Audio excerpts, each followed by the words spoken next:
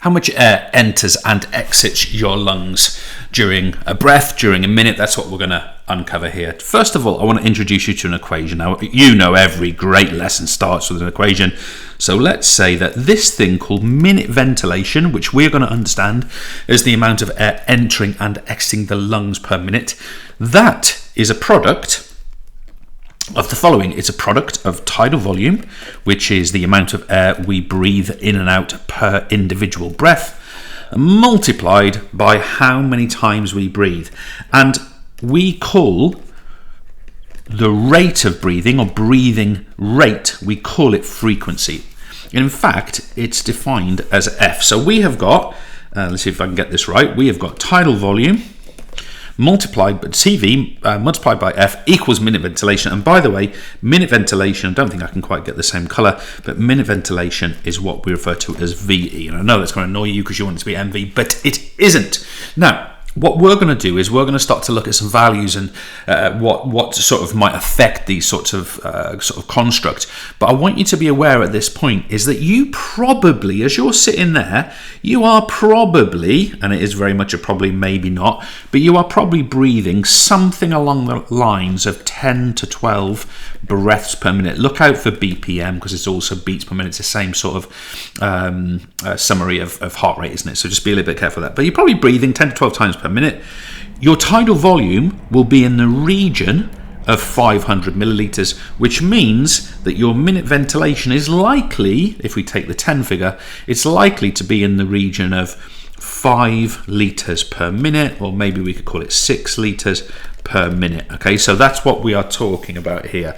We are talking about 10 to 12 breaths, about 500 millilitres per breath going in and out of the lungs. Now, of course, if you're interested in how that happens and how the respiratory muscles actually cause that mechanical shift in the air being sucked in and then bellowed out of the lungs, then obviously there's other tutorials that can guide you on that. But what we're going to do is we're going to look at the factors that would affect these values. So my objective here, and I'll come down below the table, my objective here is to talk about factors affecting, and I'm going to say specifically VE, minute ventilation. Of course, that is a product of the other two values by definition. So what causes a person's minute ventilation to be more or less? Well, first of all, one's age. And I want you to consider, when do you think people have their peak minute ventilation, their peak capacity to breathe air in and out of their lungs? What age do you think that occurs at? And you might be thinking, oh, in the 20s, fit and strong and blah, blah, blah. And actually, funnily enough, breathing power and the capacity to get air in and out of the lungs, it peaks at around about 35 years old on average. Now, of course, that's going to vary from person to person, depends on all kinds of factors, but mid-30s seems to be the peak of this particular thing.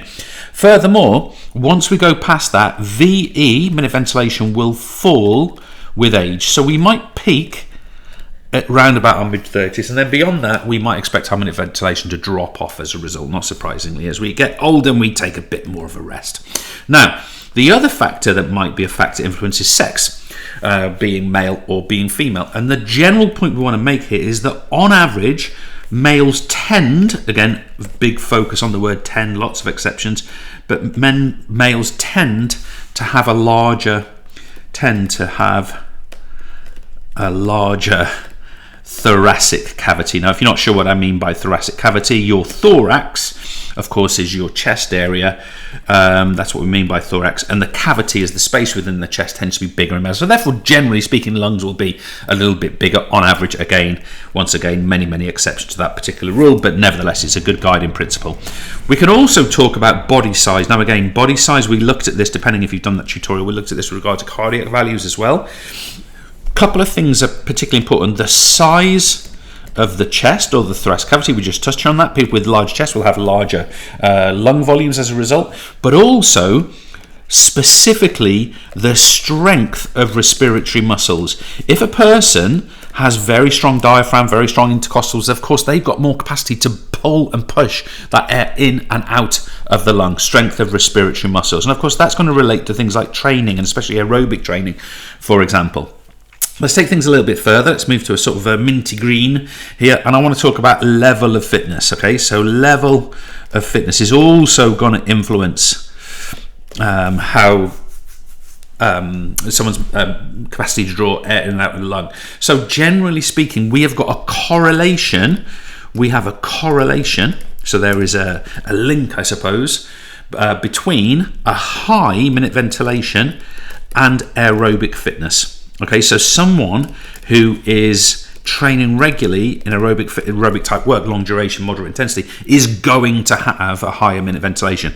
Moreover, someone with stronger resp muscles, we just mentioned diaphragm, external, internal intercostals, for example, this same point is here, that's going to be the case. And then finally, someone who is fitter is likely to have capillarization of a greater density around the lungs, around the alveoli. Therefore, we're going to get we've got a greater surface area, greater rate of diffusion of oxygen into the blood and CO2 out of the blood at the lung as well. But as always, folks, we want to sort of culminate this particular consideration with the following factor. We want to talk here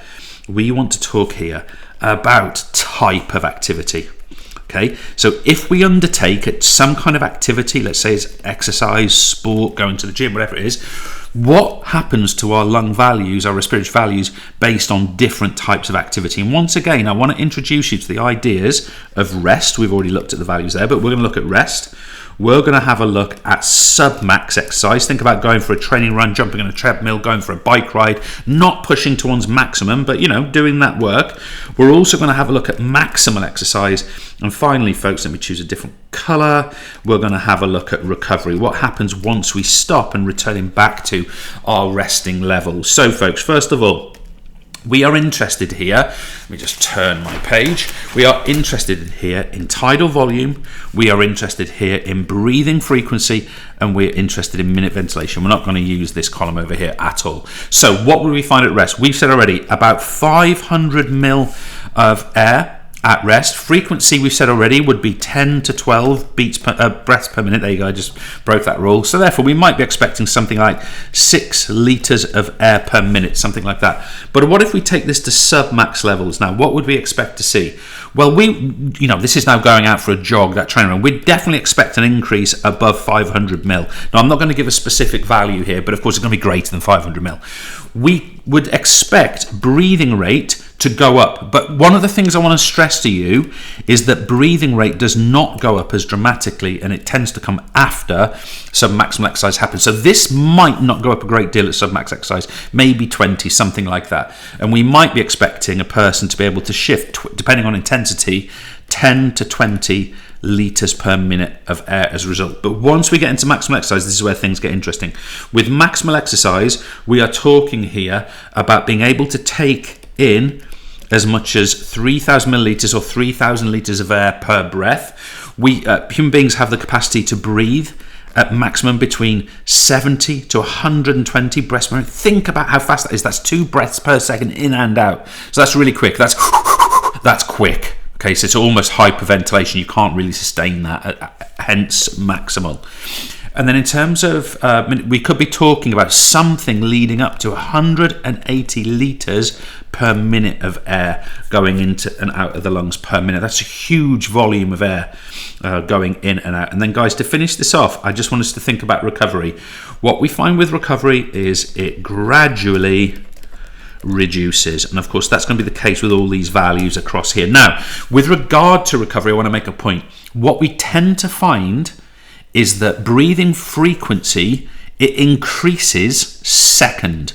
In order to get more air into and out of the lungs, what happens first is we breathe deeper, and that's what you'll find at submaximal exercise. And it's only when we get into this kind of higher intensity exercise here that breathing frequency will go up. So what you'll find is when we get into recovery, for example, breathing frequency will drop first. Okay, your breathing frequency, that'll come down first. And then the depth, tidal volume, will come down afterwards. There is overlap, of course, in those things. But breathing rate will come down, frequency will come down before breathing depth, tidal volume. Cheers.